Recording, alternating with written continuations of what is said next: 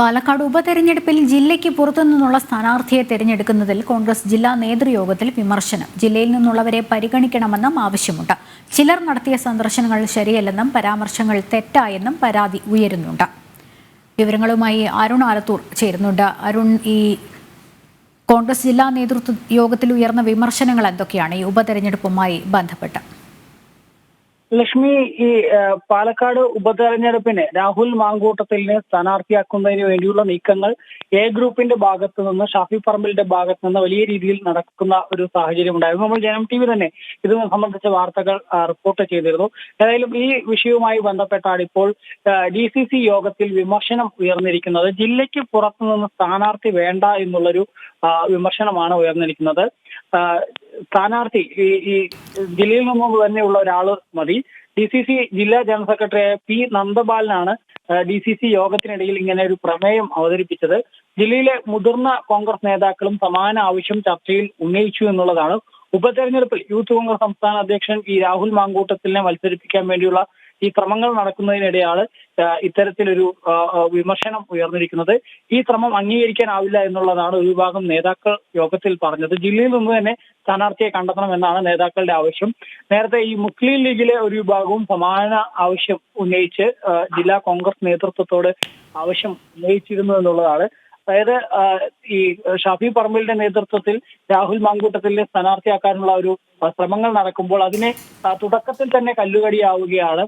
പ്രത്യേകിച്ച് ഈ KC വേണുഗോപാൽ പക്ഷവും അതുപോലെ തന്നെ ഐ ഗ്രൂപ്പിലെ നേതാക്കളും ഒക്കെയാണ് ഇതിനെതിരെ വലിയ രീതിയിൽ രംഗത്ത് വരുന്നത്. ഷാഫിയെ അനുകൂലിക്കുന്ന KSU പ്രവർത്തകർ, KSU നേതാക്കൾ രാജ്യസന്നദ്ധത അറിയിച്ച് കഴിഞ്ഞ ദിവസം രംഗത്തെത്തിയിരുന്നു. ഈ പശ്ചാത്തലത്തിൽ അന്നും വലിയ രീതിയിലുള്ള മുറുമുറുപ്പ് ഈ ഐ ഗ്രൂപ്പിനിടയിലും അതുപോലെ തന്നെ KC വേണുഗോപാൽ പക്ഷത്തിനിടയിലും ഉയരുന്ന ഒരു സ്ഥിതി ഉണ്ടായിരുന്നു.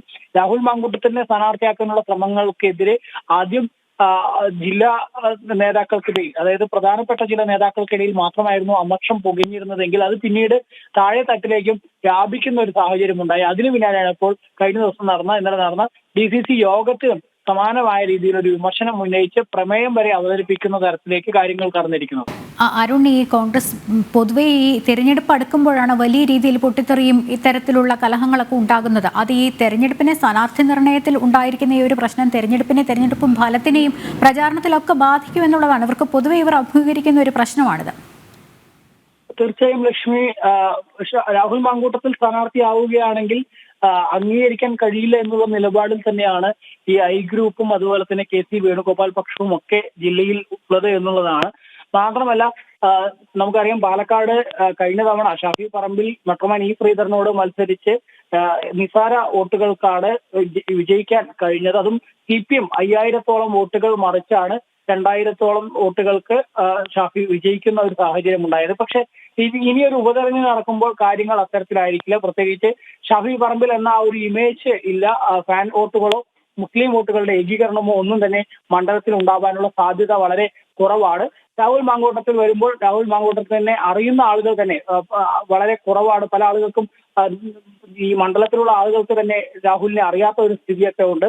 അതുകൊണ്ട് തന്നെ ഇനി ഈ ഗ്രൂപ്പ് തലത്തിലുള്ള പോരും കൂടെ ഉണ്ടാവുകയാണെങ്കിൽ അത് കോൺഗ്രസിനെ സംബന്ധിച്ചിടത്തോളം വലിയ രീതിയിൽ ബാധിക്കും എന്നുള്ളതിൽ, തെരഞ്ഞെടുപ്പിൽ വലിയ രീതിയിൽ അത് ബാധിക്കും എന്നുള്ളതിൽ തർക്കമില്ല. മാത്രമല്ല, CPM എല്ലാ കാലത്തും പാലക്കാട് വളരെ ദുർബലരായ സ്ഥാനാർത്ഥികളെയാണ് നിർത്താറുള്ളത്. ഉപതെരഞ്ഞെടുപ്പിൽ ഏതെങ്കിലും തരത്തിൽ നല്ലൊരു സ്ഥാനാർത്ഥിയെ CPM നിർത്തുകയാണെങ്കിൽ അത് ഏത് തരത്തിലായിരിക്കും മണ്ഡലത്തിലെ ഈ പോരാട്ടം ഏത് തരത്തിലേക്ക് കടക്കും എന്നുള്ളതൊക്കെ വലിയ ആകാംക്ഷ നിറഞ്ഞ കാര്യങ്ങളിലേക്ക് കടക്കും എന്നുള്ളതാണ്.